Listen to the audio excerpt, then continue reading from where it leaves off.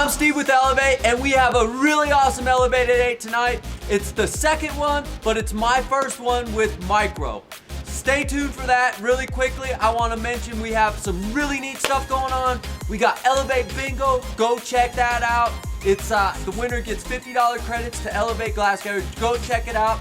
We got Elev8 Veterans. It's our 501c3. It's a really cool way to help some vets that, helped us out. And we got our Elev8 Ambassador Program. Super awesome way to help us grow, help yourself earn some money, and just all kinds of have a lot of fun, cool stuff. We had some Elev8 ambassadors out at Glass Vegas with us. Super awesome. Anyways, I'm really excited to get into this talk with Micro. Here we go, yo. Well, welcome to Elev8. We got Micro's workshop here today, and thank you for joining us. Absolutely. Thanks for having me. Hell yeah, man. So my first question really is, how the hell did you get into this glass game? I think any glass blower that's doing it is slightly off and crazy because it's fucking hard. Yeah, it is hard. Okay, so I started blowing glass in 1998. It was, Fish Lot was real hot at the time. Inside Out was all, Inside Out was like brand new and hot at that point. And I had some friends that knew like through Fish Tour and stuff that they said, oh yeah, we have this buddy, Jerry Kelly, and he blows glass. He might be able to teach you, but I was just like, please call him. Like, what do I got to do? Ask him, like what he charges for lessons. And I don't know, like my hippie friends just kind of stonewalled me at the time and were like, we'll be in touch with him. So don't worry, don't push it. And I just pestered the shit out of them forever about it. And then finally they called him and he was like, oh yeah, come on out. You want to come on Monday? Like, X amount for the lessons for the week. And we'll, I like just got hired at a new job and was supposed to start that Monday. So I called and quit before I even start. And took a train to Massachusetts and went and stayed with Jerry Kelly for a week and taught me how to blow glass, I guess. Side note, he refused to teach me Inside Out, and I bust his balls about this all the time. He said he would not teach me Inside Out for any amount of money because it took him years to figure it out. Even asking him to teach it was ridiculous. So I got home and I was like, hey, so I just like put a cigarette butt in the end of the tube and I'm like, opened it like a bell, and like drew on the inside and then closed it. Like, is that kind of it? And he's like, you son of a bitch. So it cracked the code right off the bat. And I think like the puzzle solving nature of glass blowing is definitely what pulled me in and kept my attention over the years. Just being able to, does this work? Like visually, I'm looking at this thing that's so crazy. And I not understanding the processes that led it to look that way were what pulled me in. Right. And I think that's, I don't know, but that seems to be one of the neatest things for me about blowing glasses. Every time you want to further yourself, it's a whole nother challenge to solve. And oh, absolutely. It's the problem solving. No doubt. And infinite amount of things that you can specialize in too. And that seems to be, obviously everybody's got different approaches. Some people are pretty good at all things. But I went pretty hard into the Milli Murini world, and you focus on one thing, you do it at the exclusion of others. So when rigs started to get really popular and doing all the various seals and stuff became like crucial part of the game, that I had spent so much time on Millis that I had to play catch up and kind of like learn a lot of that tech. So, I know a lot of us old guys are kind of in that same boat too. So it's not too big of a surprise, but yeah, it takes a lot of make it all happen for sure. It's really neat that you mentioned that us old guys are something, behind on something.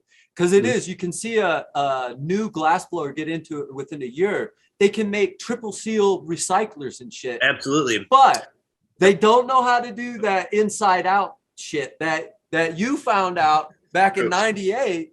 They can't do it. Well, it's true. And I mean, it also blows me away how many of those old techniques kind of resurface and become cool again when things like totally fall out of wait, actually, that's pretty hot again. I mean, there's I've seen some really sick inside out pieces like last week in Vegas, you know. So you can't write off anything as being like done at any point. And then, you know, like the other part of it is developing those skills and like learning how to do, you know, set up and execute all kinds of various tricks.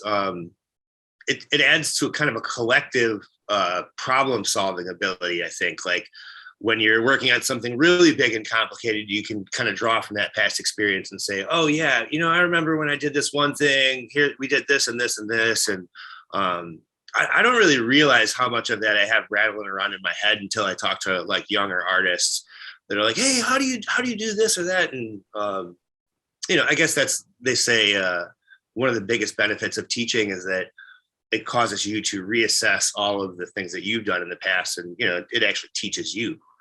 Absolutely. And so mentioning teaching, I think we're talking to you about coming down for a class. Yeah. But Yep, when you give a class, do you find you actually are learning more during those classes? Absolutely. Without a doubt. Yeah. And it's funny because I think a lot of it comes down to maybe not as much for people that work in larger shops with a lot of people, but if you know, a lot of us are just by ourselves or with one other person in the studio, you settle into a groove. And especially if you do like production, whatever that is to you, where you're making the same items again and again and again, you definitely get into like an autopilot. You're just firing stuff out, and sometimes you're not consciously thinking about like, okay, well, I do it this way, but why do I do it this way? And the students will certainly bring that to your attention right away. If you are doing a step extra or forgetting a step, they'll say, hey, you know, what's up with that? And definitely causes you to kind of like look outside of yourself and say, oh yeah, okay, well here, this is the reason why. And I mean, it's just a nice kind of like affirmation of like the tech essentially. Right. So you feel sometimes through your classes, you'll actually come out a better blower. Oh, no doubt. Yeah, no doubt. And I mean, you know, I probably only teach, you know, 1 or 2 classes a year, depending. I get such a packed schedule. It's kind of difficult, but I can see how the people that teach really regularly, you know, their sword is a lot sharper, so to speak, you know. And I think, yeah, part of it is just like, verbally explaining all of these unconscious steps that we normally take. Right. Yeah. And it's hard to do, to find words to say just a little this or a little that. And yeah. Because in your head, it's just, you just do it. Yeah. Yeah. Just heat that thing up and stretch it out, man. Well, it's a little bit more complicated than that, I guess, you know. How did you actually get your glass name? It's a pretty good question. Salt came up with it actually. He and I were friends since like we describe it as like he and I used to be bead ladies.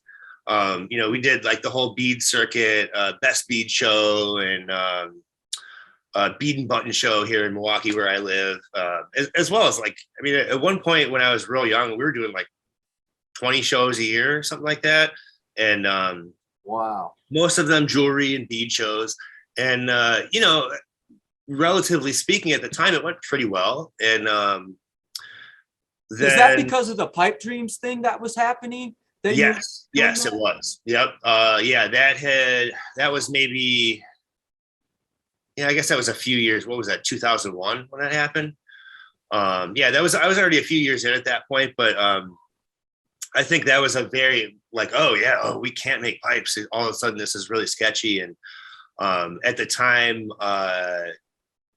Captain Kronkelstein and I opened a gallery in Milwaukee just because we were worried about that. You know, we both made pipes and stuff on the side, and always. And then when Operation Pipe Dreams happened, it was like, okay, we need to kind of reassess this entire situation. So we opened like a traditional gallery that sold goblets and jewelry and rings and you know, you name it. And then we were selling pipes out of the back. as everybody was at the time. Right. And then, slowly over time, I live in Wisconsin too. So we don't have, to this day, we don't have any medical or rec or anything. You guys are fucking far behind over there. Super, super dinosaur. If it wasn't for family, we would have been gone from here a long time ago, but c'est la vie. Right. It's okay. But yeah, so it just it kept us kind of like worried about it for a long time, and then eventually we started traveling the country, and it was like, oh, this is ridiculous. And Saul was one of the first ones that was like, hey man, I'm doing this pipe thing, and you should really think about getting in on it. And I was just like, what do you mean? And he kind of explained it all, and then I think right around that time was when his big article in the Flow magazine came out. I think it's called I Am Salt. It was like his debut as Salt, essentially. And the idea of coming up with a nom de plume, if you will, for my glass career in pipes, that is, came up, and he was like, yeah, you can't be using your regular name. You gotta have a fake name or whatever. And we just like over a bunch of beers, like brainstormed a whole bunch of names, and there was a few funny ones in there, but I think it makes the most sense because I'm real tall too. I'm like 6'5", so I think really, holy shit, the name Micro is like kind of fitting, like they, whatever opposite. But the second runner-up was Chip Stackswell, but I'm not a chip stacker, so it actually wouldn't have been totally appropriate. But anyone out there, a youngster, wants to steal that name, go on ahead. And so the Micro, were you actually making millies at that time then as well? I made a milli the first week I blew glass in 1998. Holy that was like, shit. Yeah, from the very beginning, I was making millis. You knew milli was your thing when you got into glass. I don't know if I really knew that it was like, oh, this is all I want to do, but it definitely like was something that was on the list. And a funny story about that milli. At the time, 98, I mean, there was like, I think North Star was the only company making colors. They might have had like 13 colors at the time. And half of them were bad? Yeah. I mean, and they weren't like the cadmium colors of today either. I mean, it was like, you got your rust, you got your tan, you got, like, it was all real black kind of colors. And so the milli I attempted to make was a bullseye. And, I'm 1 week behind the torch on this Bethlehem. I just, went out by Jerry Kelly. And while I was at his studio, I was like, what do I need? Like, what do I got to order to set this up? And we went through the Whale catalog and ordered a tiny little kiln and the Bethlehem and a little bit of glass and stuff. And essentially when I got home from that trip, all of it was like waiting on my doorstep. So with these newly acquired 13 colors, I set about making this bullseye milli and pulled it down and cut it. And I was like, oh, that's totally not a bullseye at all. But what it did look like, quite a bit like it, is a T-bone steak. So I told everyone it was a T-bone steak milli.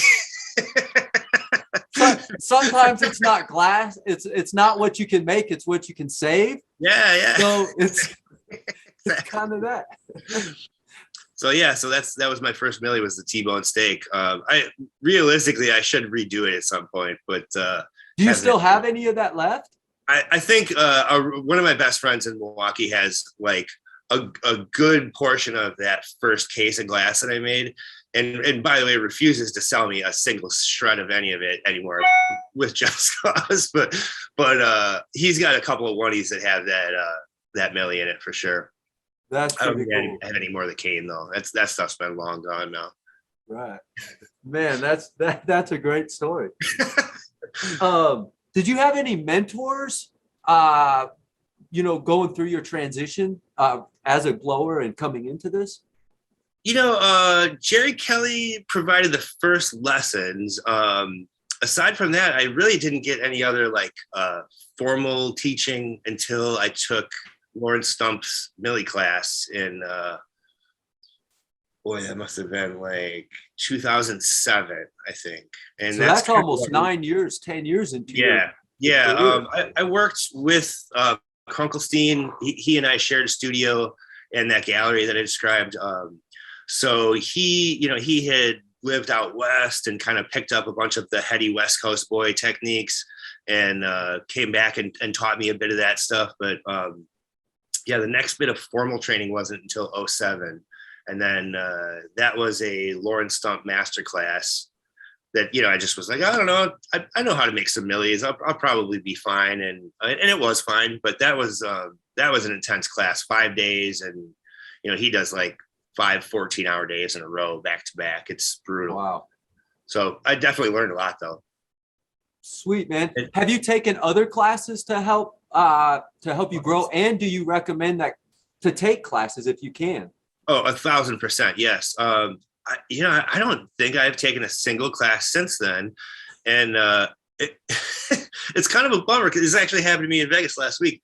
I ran into an artist friend of mine and I was like, oh, you know what? I saw you teaching at so-and-so. I want to come out and just hang out and watch you do your thing or whatever. And almost all of them telling me like, no, dude, don't take my class. I'll come, you come work with me or I'll come work with you. And so I feel like a lot of it gets shot down just like, no, we'll just collab instead. And then, of course, when you're collabing, you're just focusing on the stuff that you're doing and you don't really like absorb as much tech from the other artists as you hope. I don't, at least. So I think that's actually something I'm kind of ramping up to this year. There's definitely a few people that are good friends that that have so much technique in their brain that, I might go sit down and have lunch with you, Sheen, but we probably won't even talk about glass blowing, mm-hmm. So he's probably number one whose class I'd like to take. I really would like to start to get into some of the larger assembly multi-person projects that I've been seeing so much of. Some of those things in Las Vegas that absolutely truck, like what bananas? Absolutely, so nuts. Seeing a lot of that work is really cool, and like seeing the collective pool of ideas kind of distilled into one really, really big project is awesome for sure. I wouldn't mind getting into a little bit more of that. No classes lined up this year. I definitely got to get on that. Yeah, and that's really neat. Even you want to take more classes, and because it is, you can really absorb a lot, and then you don't also feel like you stole anything from everybody because the person was selling the knowledge and you were trying to eat the knowledge. Absolutely, yeah. And I mean, I'm a big advocate of just remaining in a beginner mindset too, and just kind of constantly being at a point where I never want to think, whatever, I know how to do all that crap. That's whatever, because everybody has something to teach you, mm-hmm. from the year one student all the way up to super masters, all the time I see like youngsters that are like, oh, I didn't even down to like, oh, that's a cool torch mount, little handheld thing for the Smith torch or whatever. Like there's constantly stuff that I, missed out on. I think you don't want to close your mind off to learning at any point. Get out there and create a bigger network and that's a good thing. Mm-hmm. Where do you get your inspiration and creativity for all your work? Probably should not say Nintendo of America. Not Nintendo of America. Not Nintendo of America. It's crazy how all that goes around, like the trademarks and this and that. And it feels like what you do is there's not trademark infringement because it I don't think there are, because you're creating it like from scratch. And well, there's a lot of nuance there, I guess. And I mean, I think so I guess let me backtrack a little bit. I'm a child of the 80s. I saved all my allowance money and bought my first Nintendo when I was like 12. So Nintendo resonates very heavily with me. That's basically like the soundtrack of my childhood was that. So obviously these themes are, mean quite a bit to me, and I got into them because I have that connection, but it has just kept my attention. I guess there are just so many things to draw from. And then, like back to the copyright or trademark issue, I think a lot of the people get in trouble are like, will take a copyrighted image and just plop it onto a t-shirt and sell it as like something else. And it's very much like the exact image. Essentially, I'm kind of like almost making a drawing of that picture, and even rougher than that. Like, if you held up one of mine versus an actual copyrighted one, they don't even come close to lining up. I think there's something that says, again, I don't know this, but I've read that 15% difference in the reproduced image to the original constitutes a different image. And I think, and you're not, while you do market it at while I don't say you market it, while it is Nintendo stuff, I don't think you market it as this is Nintendo and this is this. I don't. I never. You market it as Micro. This is my shit. It took me a long time to even use the word Mario in any of my posts or anything, just because I was so worried about all that. I don't really think it matters. And I know other glass artists have had trouble with copyright stuff, but also like listing all those items for sale in publicly searchable formats with tags like Mario and Nintendo in it are going to just kind of elicit the ire of those companies. Because you're trying to make money off of them by saying, hey, I'm making Mario. Hey, you like them. Nintendo, you should buy this. And I'm just like, hey, I made this thing. You might recognize it from your childhood.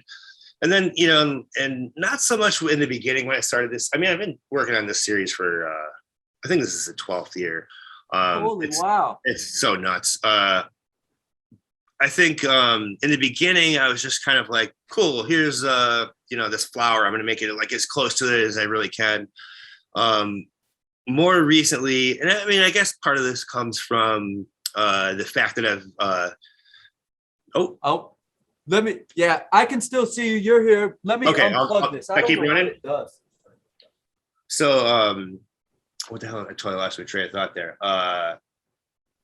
There we go. So, Bender, can you go? I think now that I've gotten to a point where my skills have allowed me to, kind of branch out and do different things with that. There we go. I'm sorry about that. Oh, no worries. Now that I'm like skilled enough with Murini that I can kind of take different directions, instead of trying to just duplicate an image, I'm trying to put a little bit of my own flavor on each image. Like, for example, I just did a mushroom, and in the past I've done like, cool, it's obviously the mushroom from the game or whatever, but now like the current one that I have has, let me grab a slice of it. Yeah.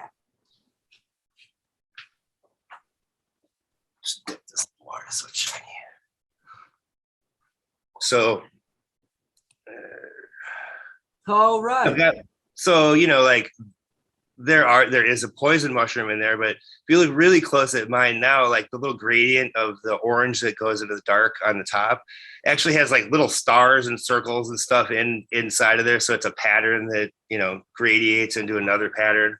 And then like, I just try to put a little bit of my own pizzazz on each one, whatever it is, be it a raised eyebrow or a certain expression on the face, or just some details that weren't there. I'm kind of trying to just, I guess, without getting into a real high-minded discussion about what we think art is, what I think art is something that provides a shift in consciousness. So when you experience that art, whatever it is, a sculpture, a song, or watching a play, or smoking out of a bong, smoking out of a bong maybe provides a different shift, but just the act of holding a bong, think of it that way. If it pulls you out of the current moment that you're in and takes your mind elsewhere, it has achieved its purpose. So what I'm trying to do with making all of these images slightly different and slightly more complicated and curious, if you will, is to try to elicit that feeling, try to pull you out of your day-to-day mundane existence and, think like, oh man, I remember like, some of these things, like I instantly get transported to my buddy Marty's couch up the street, playing video games and like getting super mad at each other constantly. Like I can, even still, I like instantly it takes me there. So that's essentially what I'm shooting for with my art. Is you get to be young again. You get to be perpetually a kid playing video games. Absolutely. That's fucking neat. That's just neat, man. You selfish motherfucker.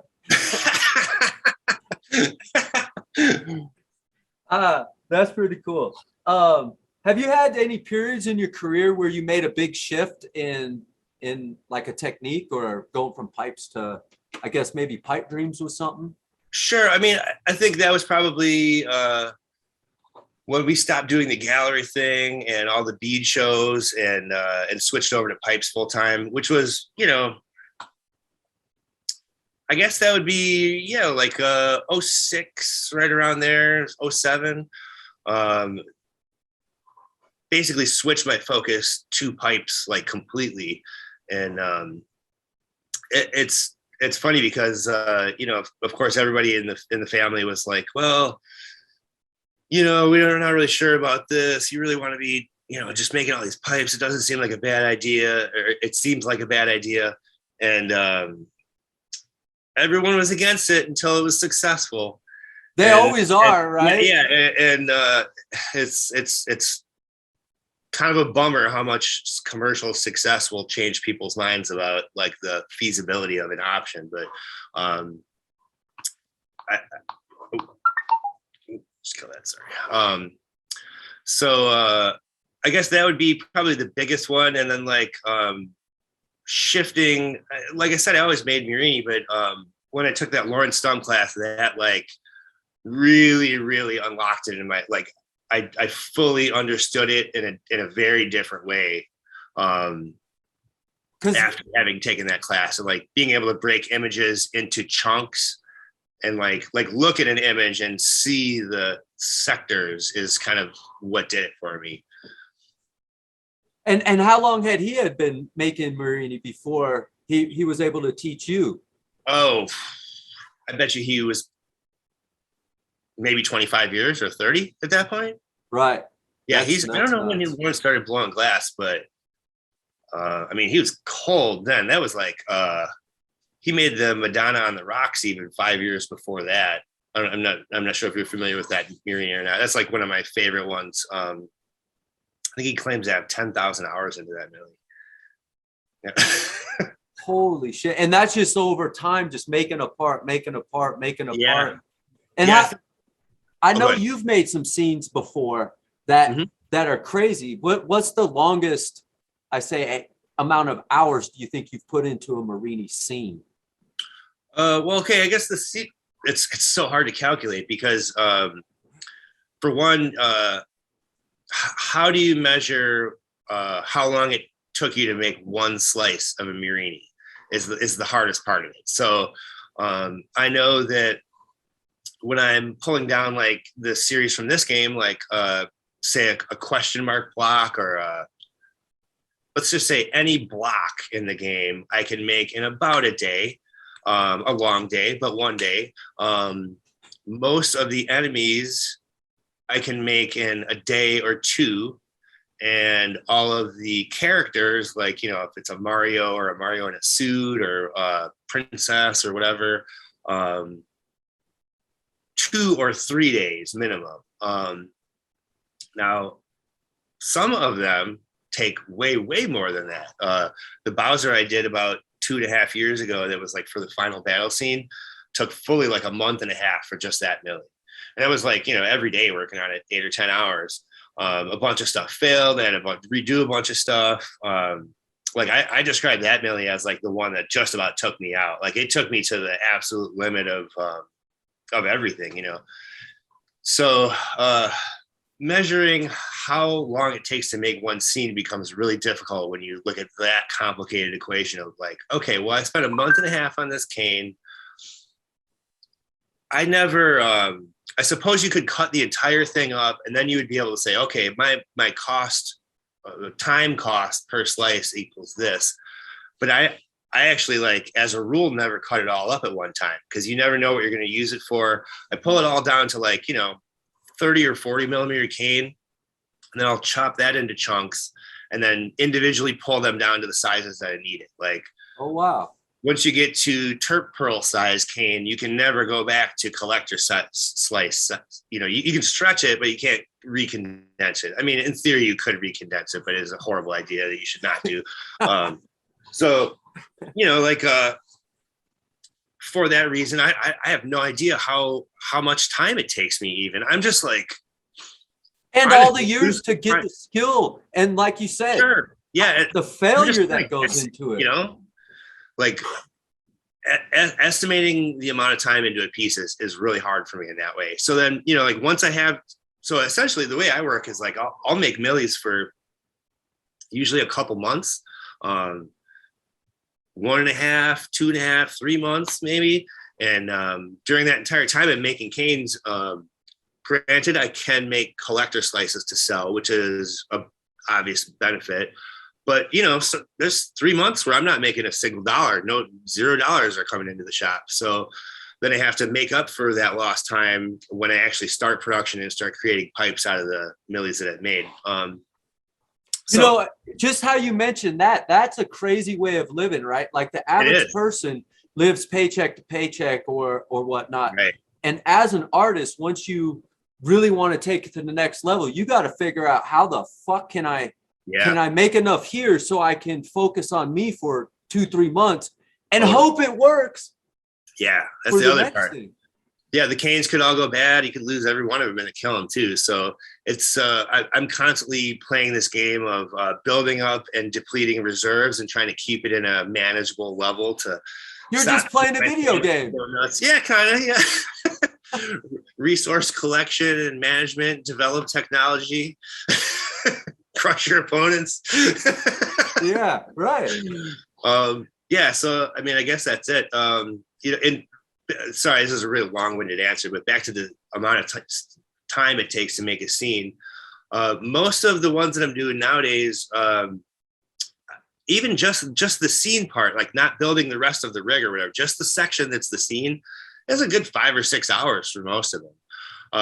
Well, we got this thing right here, and it's got some scenes right there. Absolutely. And then so I basically build the scenes 2 different ways. Both of those would be the same technique. I build it either front to back or back to front, if that makes sense. So something like a pendant or the cabs on the Nico Craig collab that you have in front of you would be built essentially on a bubble, just like an implosion. And I would put, like in the example that you're showing me there, like the Mario and the block and everything would go on first, and then I'm melting them in, drawing on, at that stage I was drawing on stringer backgrounds, melting that in, and then kind of melting the background layer in, and then getting into the final, whatever it is, a pendant or a cab. When I do hollow, now everybody knows how to make beautiful pieces. It's just that easy. You put the color in there and melt it up, twist it around, boom.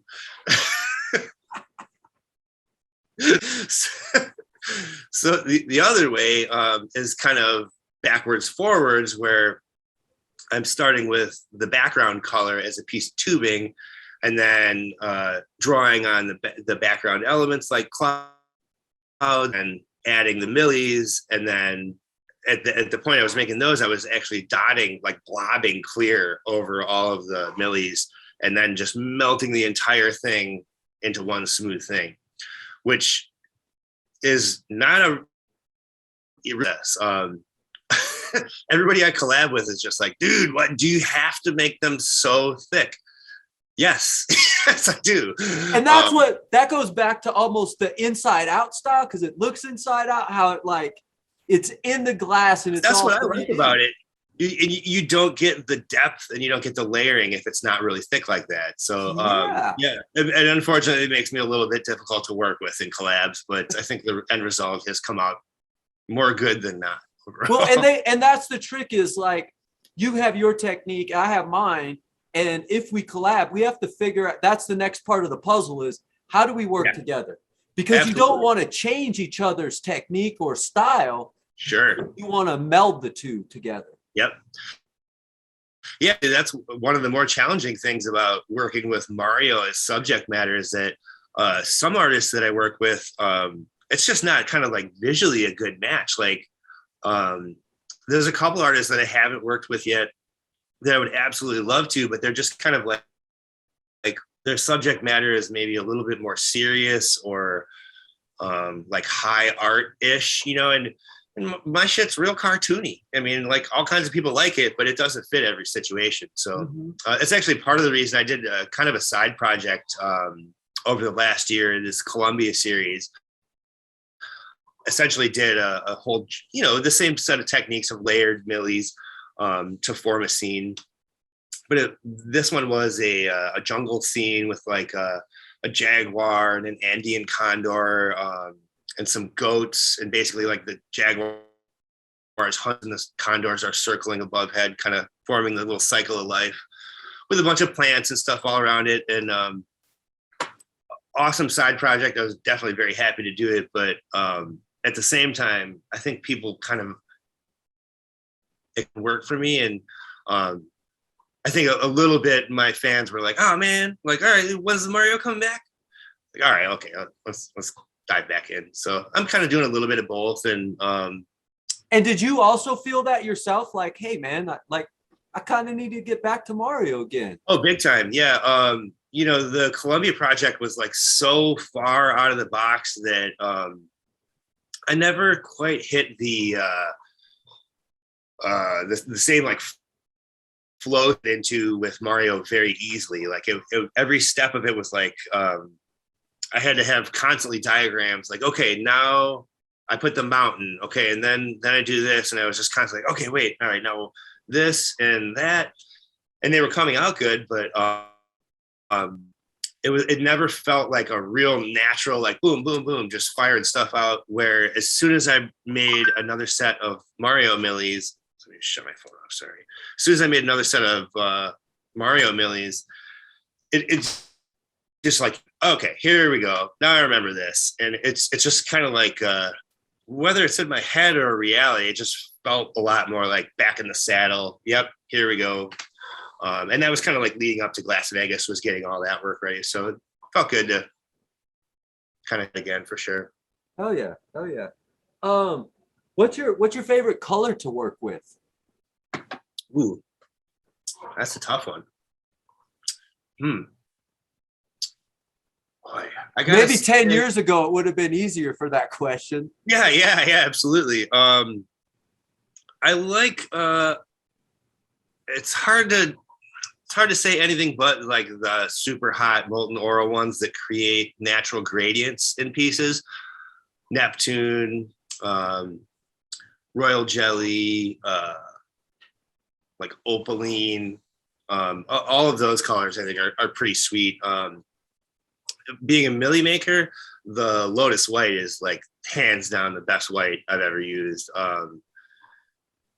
That stuff, especially in a milli form, it's super, super safe. I've heard of problems, but I've never had a problem with it, even using it super, super deep, and it stays opaque and intensely white, unlike any other. Honestly, the only white that's even close to it would be Chinese white, is the only one that stays really, really white like that. But that is super sketchy in a milli. So I don't know. Another mention, I would say, it would be the, I still have a little stash of the old school original Draconis experimental number 4. You ever heard of Draconis? No, I feel like maybe I have, but then you say, so no, I'm going to say They were around no. for like, I think they're around for like 1 year, and I think they may have been bought by North Star. I'm not sure how that all panned out, but is that where experimental number 4 came from for North Star then, maybe? Correct, yes. I think it's a little bit different now, but some of the original one that I have, it was not predictable was the problem, but some of the stuff that I made with that color, the color would look completely black, fading into like a really light baby blue, into white, into neon green, and just like, wow, like what a crazy range of color, just thick, you know. But getting it to do that was kind of like, oh, awesome, it did it, or just it didn't. Like no amount of like reducing flame or annealing cycles at certain temperatures or anything could get it to like elicit those results like reproductively. So a little bit of a frustrating one, but that one I've always had a soft spot in my heart for, just because when it works, it's like, oh man, that's really cool. I actually made a couple marbles at Las Vegas just last week with that color that you pulled out from years of holding on to. Yep. Yeah, for sure. Yeah, I have, I'm just kind of like a color hoarder. Like every time I get an opportunity to buy color, I buy as much of it as I can. And, because each time they make it, it's different too, no matter absolutely. what. Yeah. And for that same reason, I'll occasionally buy all of it if I can. I've bought 25-pound batches more than once. But yeah, that's exactly what I need. I know that it works. And, there was a good example of that is the skin tone that I used for Mario up until actually the meat part of the bottom of the mushroom color that I used for the skin tone of Mario. And that's a weird batch that Glass Alchemy made called Pink Louis. And it was like a striking color that kind of turned like orange and purple, like Tequila Sunrise did, or does, I should say. But for some reason, this batch like wouldn't strike and was considered a failure. So, because it was just like, this is just a boring old tan. And I was like, I will take all of that, please. So, I literally, for the last 12 years, I've been working off of that bundle. It just finally ran out. I think I might have like a stick or two left here, but I'm about to have to figure something out. Holy shit, that's neat, and they'll never be able to recreate it because I'm sure they've made an accident. No, I actually sent them a message. I was like, any chance they just were like, come on, no. Hell yeah. Do you collaborate often, I guess? Yeah, absolutely. Being that I live in Wisconsin, it's not like getting people to come out here is kind of hard. Like I try to have like an attractive shop to lure people in, but it's just, it doesn't have the draw of Colorado or California or whatever, where there's like all kinds of other fun reasons to be there and come out and people to see and stuff. Very few artists here, and lack of rec or medical, as I previously said, kind of like also influences those decisions. But when I can't get people to come out here, I definitely travel. In the past, I've been gone, about a week out of every month, something like that. But now I have a family, so I'm trying to be home a little bit more. It's not quite as much as that, but I'm probably gone every month still. And, wow. In the summer I race cars too. So that is a little bit more local, but I'm gone a good 6 or 8 weekends a year on that stuff too. So just kind of constantly trying to manage time and family and all that stuff. Super full, man. Again, thank you for your time today. Cause absolutely. Yeah. You're full, man. Like, yeah. I like it that way. I mean, I get into trouble when I'm bored. So I try to keep myself like kind of constantly just beneath the breaking point, it keeps me sharp. Well, that's the thing about glass, right? Too, is it can pull you to the breaking point, or like that milli that you were going. Sure can. Yeah, absolutely. Yeah. Do you consume yourself in cannabis? I do. Yep. Do you prefer? Yeah, mostly. I actually just kind of recently got off the dabs. I'm just trying to rock the flower these days. Just to, I don't know, man. I mean, I think it's been a good 10 or 12 years I've been out of dabs with no breaks. So probably about time for a little cleaner out and check the wires and reconnect them, Right. Right on. But yeah, it's always been something that has kind of kept my overactive brain at bay and just kind of allowed me to exist a little bit more normally, for sure.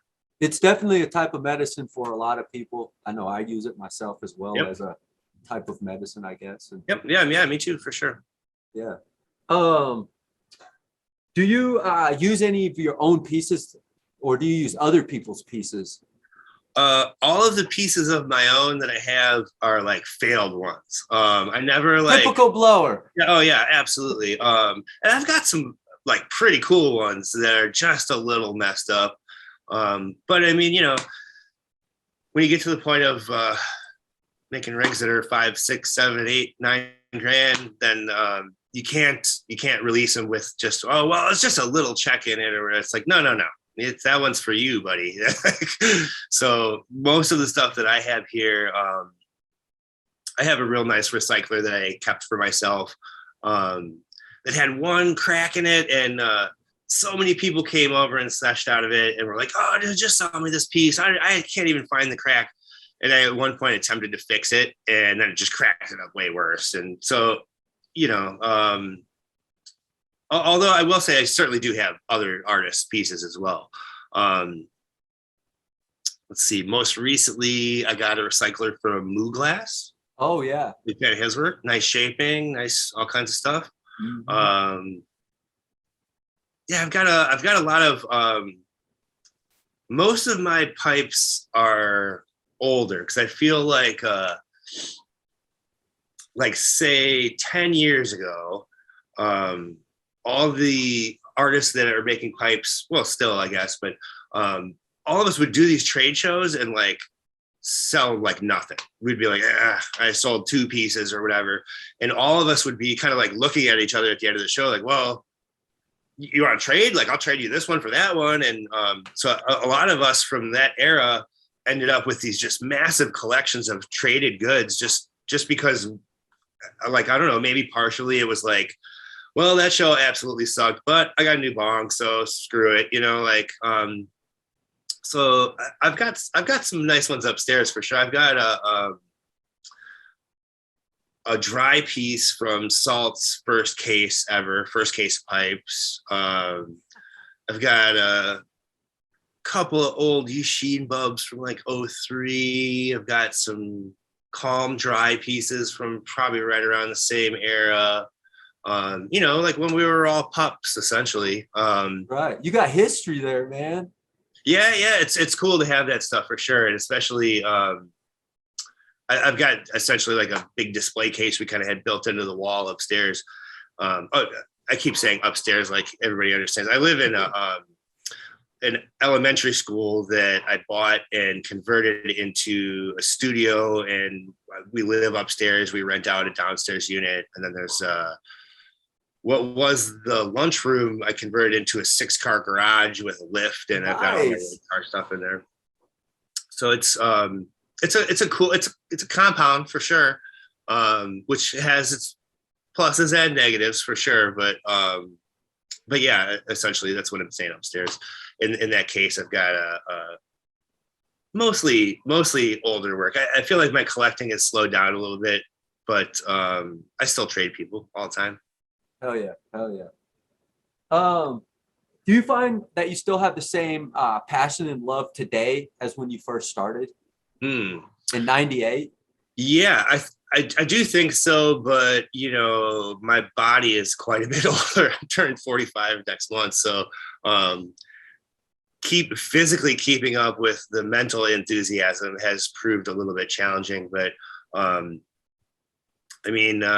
week before Las Vegas, I think I worked 85 hours. It's like I'm definitely not slowing down.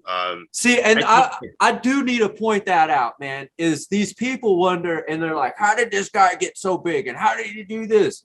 By working those 85-hour weeks. It's no joke. Whatever you do in life, when you're great, you're doing that. Yeah, and it's like when youngsters are kind of coming up and they're like, well, yeah, like how do I get better? And it's like, like 40 hours a week, more. 40 hours is not enough. Like, and nobody's doing 40 nowadays. Like, people are working like 3 hours and calling it a day and getting a toasted sandwich. What? You gotta, I can't think of a week I've worked less than 60 hours in the last 5 years or something, and even that is like, and you have a family that I'm honestly like, I think I'm like not even in, I'm like still hella good dad. I spent a lot of time with my kids. So where are people pissing away their time? I wonder that shit. These kids go to college, and when I know people going to college, they can do a full-time job and do college, yet they're bitching and crying that they got these fucking loans out for college. It's like, fuck you, you didn't work hard enough. Go work harder. It's true. It's true. I mean, I don't know. And it's funny because I wasn't like, I feel like glass actually gave me a work ethic. I don't think I had a work ethic before. I was just working a bunch of whatever jobs. This is the first thing that I actually like cared enough about to be like, oh, this is, I really want to get good at this. And then the other part of it is like, as soon as you start to expose yourself to other artists and you see what other people are doing, like every time I go do Vegas or any one of the big trade shows, it's always great to see everybody and everything else. But it's very inspiring though, because you see everybody else like, wow, look at all this stuff everybody's doing. And I know I've been still working 60, 80 hours a week, but I come home like, I need to work harder. I got to do this more. I got to be more efficient. And so you're always, it sounds like as well, you're always in a competitive state. Well, a little bit, yeah. Even if it's against yourself, you see these other people and you're like, well, that's cool, but I should be able to do that. And I want to do more for your own self. Yeah, and I don't think it is like much to your point. I don't think it's a competitive with other artists. It's just like pushing myself to like, wow, these, you know, like people with shops that are like not as set up as mine are doing more with it. It makes me like, oh man, I need to appreciate what I have more and like, you know, like utilize all the tools that I have better. So I don't know, just kind of constantly trying to push forward, I guess. Man, I love that. I guess, did we miss any questions or do you want to add anything to this? No, I mean, I'm trying to think. Cover a lot of the bases. Yeah, I guess we. You have new work coming out. Do you have new work coming out that you dropped at Glass Vegas? Absolutely. Where's the best place for people to find all your work? Well, completely sold out and back ordered quite a bit right now. So drops are definitely going to be the biggest place, and all those will be announced on my Instagram as they're popping up. Glass Grab is going to be a place that I'm going to be starting to market a lot more of my work this year in terms of retail sales. You know, in the past, I'm describing how busy I am. I think like a lot of the approach to my business in the past has been like, I'm too busy to deal with all the individual retail sales. Therefore, it's smarter for me to deal with shops such as yours and say, you know, look, I'd much rather have you guys get this wholesale order than you can individually meet it out to the collectors and deal with everything. But I've kind of realized over time that, you know, not getting any retail sales at all has definitely hurt me too. So there's a balance there. A, you get paid more, it gives you better food, but B, the shops help get the name out there to new people. So it's this little. It is. And then also what comes with closing individual sales is that you have to kind of like each transaction requires you to DM back and forth a bunch and answer questions and accommodate needs. And I think in the past, I've just relied on shops to do that. And you guys do a great job of that. But I think, and I'm not even talking about 50-50, I'm talking about like 10% of my sales, I should at least try to get some retail. And I guess part of that has been like the few retail sales that I have done have been like, oh, wow, I made way more money on that. That's okay. That works out a lot better. And I mean, you know, part of it for me is some of the people that started out as customers have turned into like absolute lifelong friends. So dealing with those people directly is a joy, and it is about the, you know, as easy as it gets in terms of like how to sell my work. So I guess I just don't want to lose out on that either, you know. But yeah, many approaches can be taken these days, no doubt about it. Well, hell yeah, Micro. I really appreciate your time on this. Super awesome. I want to make sure people go follow you because your work is thank you fire, man. And I look forward to this sometime in June-ish. Yeah. It looks like we're going to be meeting up out here in Colorado. So I look forward to that too. Sounds like we're doing a 3-day class out by you. Anybody wants to learn the micro tech, come on out. I'm fucking excited, brother. So thank you for today and thank you for the future. And I look forward, man. Thank you very much. Great chatting. We'll talk to you guys soon. Wow, that was super cool. It was super awesome to score a class with Micro. He's gonna be coming down here to Colorado. So if this is something you're into, make sure you hit up Elev8 Premier. But wow, man, that guy is crazy.